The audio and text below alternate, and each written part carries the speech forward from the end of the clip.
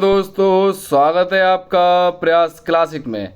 उम्मीद है आप स्वस्थ होंगे, मस्त होंगे। आज मैं आपके समक्ष लेके आया हूँ सोलर सिस्टम यानी कि सौर मंडल।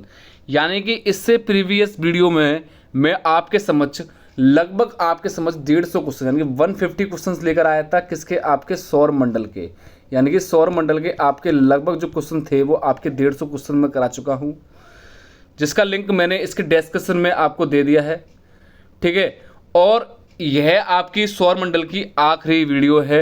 यानी कि आपके टोटल सौर मंडल के लगभग 200 प्लस क्वेश्चंस लेकर आया था या लेकर आया हूं, जिसमें से मैंने आपको 150 करा दिए हैं। और सेकंड वीडियो में आपके लगभग 50 क्वेश्चन थे और फर्स्ट वाले में आपके 100 क्वेश्चन थे।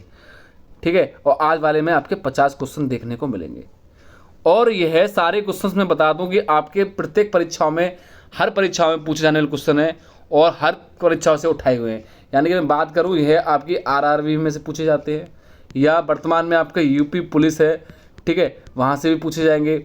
आर्मी से संबंधित भी हैं, आर्मी से में बहुत पूछा जाता है, आर्मी से यहाँ से बहुत सारा पूछा जाता है। सेकंड, एसएससी की कोई परीक्षा हो वहाँ से उठाए गए हैं, या एमटीएस जैसे एसएससी में आता है वो एमटीएस में यहाँ से बहुत क्वेश्चन देखे जाएंगे। यानी कि सिंपल मैं कहूँ कि आपकी ऑल वन डे एग्ज़ाम है, ऑल वन डे एग्ज़ाम है। और उसी के साथ आपका यूपी टेट से रिलेटेड भी आपकी ये वीडियो है। ठीक है, यूपी टेट से भी यहाँ क्वेश्चन देखने को मिलेंगे। ठीक है, यदि आप हमारे चैनल से नए जुड़े हो तो एक बार सब्सक्राइब और शेयर जरूर कर दें, बेल आइकन आप दबाना ना भूलें। एक बार लाइक करके वीडियो देखते हैं, आगे देखिएगा। 151 क्वेश्चन क्या कहता है, निम्नलिखित में से कौन सा ग्रह सूर्य और पृथ्वी दोनों से सर्वाधिक दूरी पर स्थित है? देखो, यह मैंने सारा आपकी फर्स्ट वीडियो में सारा आपका एक डिस्क्रिप्शन बता दिया है कि किस तरीके से आपके ये सूर्य रोटेशन करता है और इसके चारों और जो भी आपके जो ग्रह हैं वो किस तरीके से आपके ग्रह आपके लगे हुए, वो फर्स्ट वीडियो में बता दिया गया है। उसका लिंक मैंने इस वीडियो के डिस्क्रिप्शन में दे दिया गया है। तो उसने क्या पूछा है, सूर्य और पृथ्वी दोनों से सर्वाधिक दूरी पर स्थित है। तो कौन सा है आपका? फर्स्ट, बुध जी नहीं, मंगल, नेपच्यून या शनि। तो नेपच्यून को क्या कहते हैं? वरुण कहते हैं। तो यही आपका सूर्य और पृथ्वी दोनों से ही अधिकतम दूरी पर है।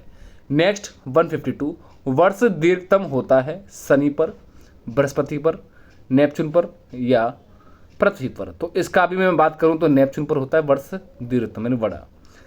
नेक्स्ट क्वेश्चन, सौर मंडल का वाह्यतम ग्रह कौन सा है? पृथ्वी, यूरेनस, नेपच्यून और शनि।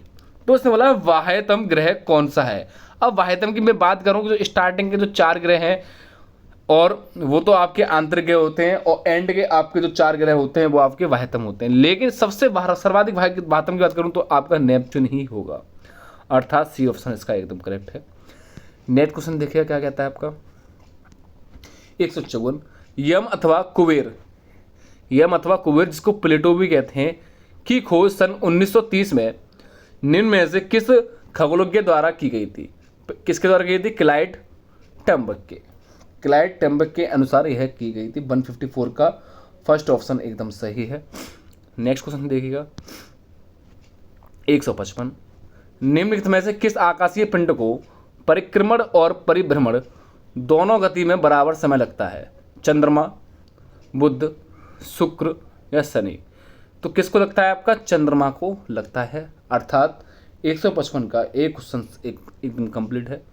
नेक्स्ट 156, कौन सा खगोलीय पिंड रात की रानी कहलाता है? वेरी वेरी इंपॉर्टेंट है, कौन सा खगोलीय पिंड आपका रात की रानी कहलाता है? तो मैं बात करूं कौन सा कहलाता है आपका, ये मंगल कहलाता है। सॉरी, मंगल नहीं, चंद्रमा कहलाता है रात की रानी। यानी कि यही आपकी रात की रानी कहलाता है, कौन सा? चंद्रमा। ठीक है, यहाँ आप अपना पॉइंट क्लैरिफाई कर लें। अगला क्वेश्चन क्या कहता है, पृथ्वी से दिखने वाली चंद्रमा की सतह उसकी कुल सतह का कितना प्रतिशत है? यानी कि पृथ्वी से चंद्रमा की सतह हमको कितना देखने को मिलती है? फर्स्ट क्वेश्चन है आपका 33%, 59%, 69% और लास्ट है 70%। तो कितना देखने को मिलती है हमको? वो 59%। लगभग आपकी 59% पृथ्वी से यदि हम चंद्रमा देखें उसकी जो सतह है वो लगभग हमको 59% देखने को मिलती है। ठीक है, यह आपका पॉइंट बहुत वेरी इंपॉर्टेंट है। नेक्स्ट 158 क्लेवियस निम्नलिखित में से क्या है? बृहस्पति ग्रह का उपग्रह, चंद्रमा पर स्थित सबसे बड़ा क्रेटर, नेक्स्ट जलमार्ग से संपूर्ण ग्लोब का सर्वप्रथम चक्कर लगाने वाला इटली का नाविक, या उपयुक्त में से कोई नहीं। 158 की मैं बात करूं तो आपका इसका बी ऑप्शन एकदम सही है, यानी कि चंद्रमा पर स्थित सबसे बड़ा क्रेटर। अगला 159 चंद्रमा एवं या पृथ्वी एवं चंद्रमा के बीच स्थित अंतरिक्ष को किस नाम से जाना जाता है? अंतरिक्ष, बाह्य अंतरिक्ष, शिशुलनर, या इनमें से कोई नहीं। तो क्या कहलाता है आपका 159 का? शिशुलनर, अर्थात सी ऑप्शन सही है। 160 निम्नलिखित में से कौन सा सूर्य का ग्रह नहीं है? तो सूर्य का ग्रह नहीं है, यानी कि सूर्य से जो आपके पूछा गया है वो ग्रह नहीं है। कौन सा है? 160 की बात करूँ आपका, तो इसको तो आप तुरंत लगा सकते हैं। तो कौन सा? देखो ये बुध भी ग्रह है, शुक्र भी है, लेकिन चंद्रमा आपका ग्रह नहीं है। नेपच्यून भी है, जिसे हम किस नाम से पुकारते हैं हिंदी में? वो वरुण कहते हैं, अरुण और वरुण। ठीक है, तो ये आपका चंद्रमा क्या है? उपग्रह है। किसका उपग्रह है? पृथ्वी का एकमात्र प्राकृतिक उपग्रह है।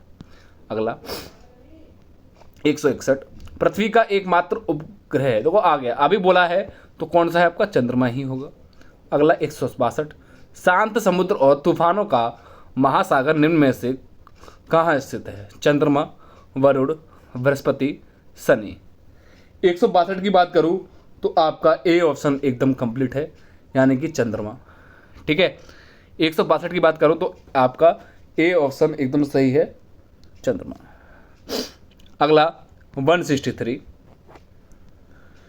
सी ऑफ ट्रैंक्विलिटी कहाँ पर है? पृथ्वी, सूर्य, जुपिटर, चंद्रमा। 163 की बात करूं तो आपका कौन सा है? चंद्रमा। ठीक है, अगला चंद्रमा पृथ्वी का एक चक्कर कितने दिनों में लगाता है? लगभग 28.1 दिन में, 38.2 दिन में, 27.3 दिन में, या 28.3 दिन में। अगला यानी कि इसका आपका लगभग चंद्रमा पृथ्वी का चक्कर या लगभग आपका 27 दिन 3 दिन में आपका पूरा करता है, 27.3 दिन में पूरा करता है।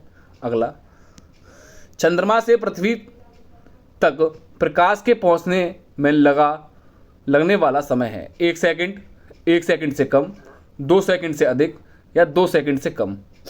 165 का तो कौन सा आपका? 2 सेकंड से कम लगता है, यानी चंद्रमा से पृथ्वी तक प्रकाश के पहुंचने में लगा समय लगभग 2 सेकंड से कम लगता है। देखो यह क्वेश्चन मैं कहूँगा अपवाद में आ गया है, एक्सपेक्शन है। हालांकि 1 मिनट 28 से 27 सेकंड लगती हैं। ठीक है, 28 या 27 सेकंड लगती हैं चंद्रमा का प्रकाश को आपको पृथ्वी पर पहुंचने तक। नेक्स्ट 166 निम्नलिखित में से किस आकाशीय पिंड को पृथ्वी पुत्र कहा जाता है? बुध, शुक्र, चंद्रमा, मंगल। पृथ्वी पुत्र की बात करूं 166 का तो आपका सी ऑप्शन सही है, चंद्रमा, यानी कि यही आपका पृथ्वी का एकमात्र प्राकृतिक उपग्रह है। अगला पृथ्वी का द्रव्यमान है लगभग कितना है आपका?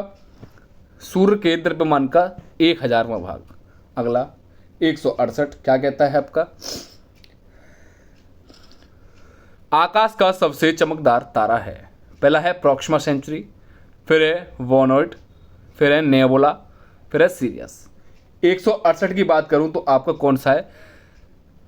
कौन सा है? सीरियस। ठीक है, Proxima Centauri, sorry serious, serious नहीं, इसको हम साइरस भी कहते हैं। क्या? साइरस, साइरस कहते हैं इसको सबसे चमकदार तारा, या सिंपल कहूँ तो हम इसे डॉग स्टार के नाम से भी पुकारते हैं। अब आप मुझे कमेंट करके बताना, यदि आकाश में सबसे चमकीला तारा साइरस है या सीरियस कहते हैं उसे, या डॉग स्टार के नाम से भी पुकारा जाता है, तो आकाश में सबसे चमकीला ग्रह कौन सा है? देखो अभी तक मैंने तारा बताया है, तो आपको क्या बताना है कि ग्रह कौन सा है, सबसे चमकीला ग्रह कौन सा है। नेक्स्ट क्वेश्चन 169 हेली धूमकेतु का आवर्तकाल होता है 66 वर्ष, 76 वर्ष, 86 वर्ष, या 96 वर्ष। 169 तो कितना होता है? लगभग 76 वर्ष आपको देखने को मिलेगा। अगला 170 क्या कहता है? सूर्य को छोड़कर पृथ्वी के सर्वाधिक निकट स्थित तारे के प्रकाश को पृथ्वी तक पहुंचने में लगभग कितना समय लगता है? 170 वेरी वेरी इंपॉर्टेंट है, तो 170 का मैं कितना कहूँगा, लगभग 4.5 वर्ष। अगला 171 वेरी इंपॉर्टेंट, मंगल एवं बृहस्पति ग्रहों के मध्य सूर्य की परिक्रमा करने वाले खगोलीय पिंड को कहते हैं धूमकेतु, उल्कापिंड, उल्का या क्षुद्र ग्रह। तो क्या कहते हैं, क्षुद्र ग्रह कहते हैं। देखो मंगल और बृहस्पति के मध्य आपकी जो पट्टिका होती है उसे हम किस नाम से पुकारते हैं, क्षुद्र ग्रह पट्टिका नाम से पुकारते हैं, जो इस प्रकार से, ठीक है। अगला, क्षुद्र ग्रह जिन ग्रहों के बीच पाई जाती है वे है, देखो क्वेश्चन किसी भी प्रकार से आपका पूछ सकता है, लेकिन आपका आंसर वही होता है, लेकिन उसका पूछने का तरीका अलग होता है। तो उसने ऊपर वाले में पूछ लिया कि क्षुद्र ग्रह मंगल बृहस्पति के कौन से बीच में आपकी पट्टिका पाई जाती है, कौन से ग्रह पाए जाते हैं, ठीक है। नेक्स्ट पूछ लिया कि क्षुद्र ग्रह जिन ग्रहों के बीच पाए जाते हैं वे हैं, तो किस किस कौन कौन सा है वो, आपका मंगल और बृहस्पति के मध्य आपके क्षुद्र ग्रह पाए जाते हैं, अर्थात सी ऑप्शन सही है। नेक्स्ट 173 क्या कहता है आपका, सर्वप्रथम खोजा गया क्षुद्र ग्रह कौन सा है, सीरस।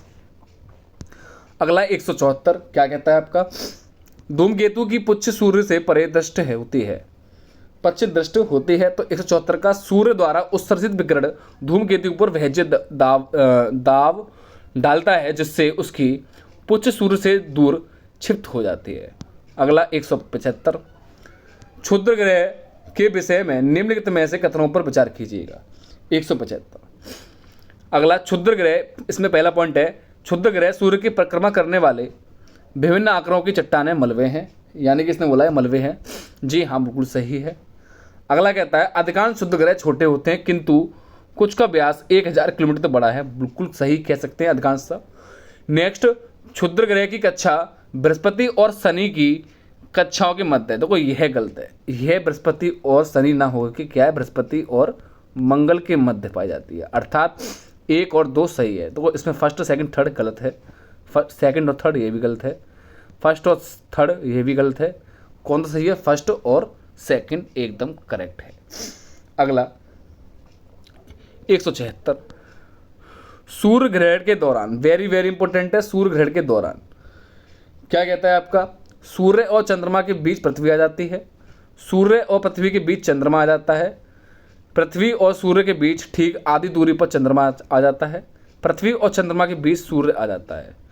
तो सूर्य ग्रहण के बीच में बता दूं कि पृथ्वी और सूर्य के बीच में क्या आता है आपका, चंद्रमा आता है, ठीक है। पृथ्वी और देखो ये एस फॉर सन मान लो, पी फॉर पृथ्वी कह सकते हैं हम, और सी फॉर चंद्रमा।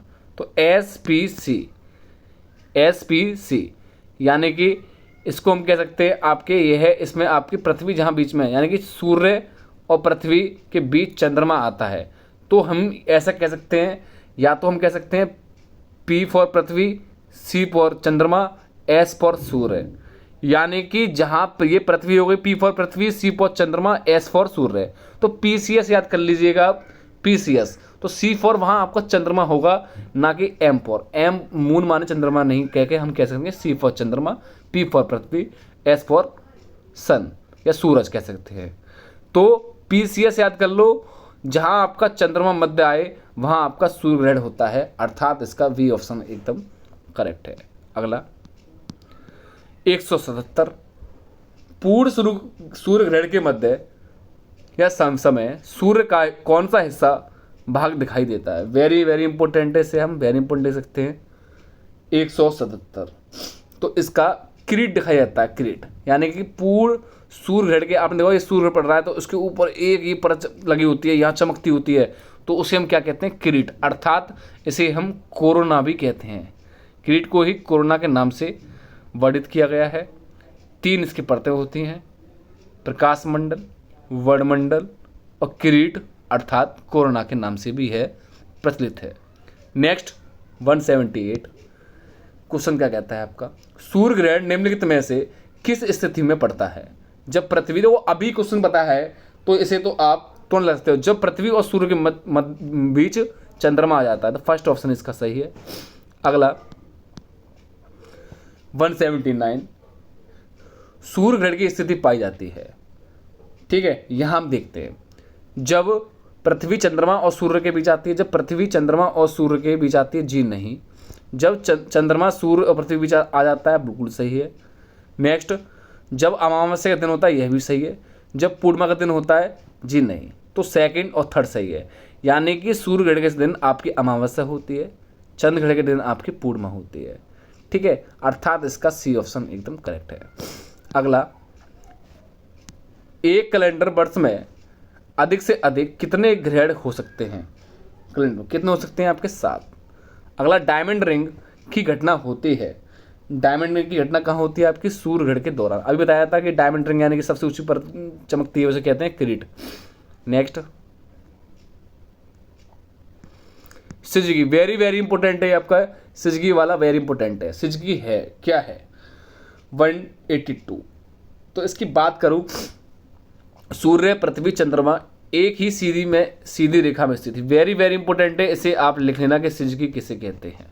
देखो मैं बता दूं, यहाँ ये सूर्य है, फिर पृथ्वी है, ये चंद्रमा, ये तीनों आपकी जहाँ एक ही सीधे में पाए जाते हैं उसको हम किस नाम से पुकारते हैं? सिजगी।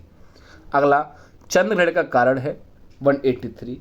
दो वहाँ आपका चंद्रमा मध्य रहता, तो इसके मध्य क्या आएगा आपका? यहाँ पृथ्वी एवं चंद्रमा के बीच सूर्य आना, या पृथ्वी एवं सूर्य के बीच चंद्रमा आना, या सूर्य एवं चंद्रमा के बीच पृथ्वी आना। इसका आप कमेंट करके बताओ आखिर कौन सा सही होगा। इसका मैं आप पर छोड़ता हूं। ठीक है, अगला, चंद्र ग्रहण घटित होता है, देखो ये तो आप बता ही दोगे, अभी बताया था। चंद्र ग्रहण कब घटित होता है? आपका पूर्णिमा के दिन। अगला, सूची 1 को सूची 2 के साथ सुमेलित कीजिए तथा सूची के नीचे दिए गए कूट का प्रयोग कर सही उत्तर चुनिएगा। ठीक है, चलो तो सूची है कि 185 की बात करता हूं मैं। ठीक है, तो 185 का सौर मंडल का सबसे छोटा ग्रह, सौर मंडल का सबसे छोटा ग्रह कौन सा? आपका बुध है, बिल्कुल सही है। नेक्स्ट, सौर मंडल का सबसे बड़ा ग्रह तो कौन सा? आपका तीसरा ऑप्शन, सबसे बड़ा ग्रह बृहस्पति है। नेक्स्ट, सौर मंडल में सूर्य से दूसरे स्थान का ग्रह कौन सा है? तो बुध, शुक्र, तो शुक्र हो जाएगा, अर्थात ये वाला सही है। नेक्स्ट, सूर्य से सबसे दूर पे ग्रह तो कौन सा? आपका नेपच्यून।